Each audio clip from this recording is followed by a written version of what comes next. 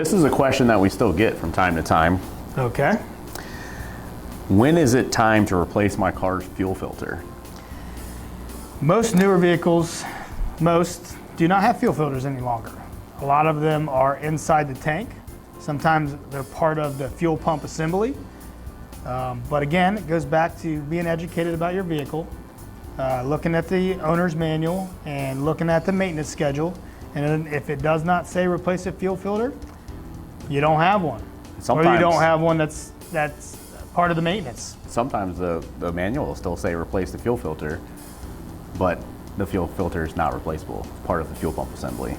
And that's why we try to educate you. So if it's not really you're not going to replace a fuel pump assembly unless you have a fuel pump failure. Correct. And at that point, that's when you replace the fuel pump and the fuel filter.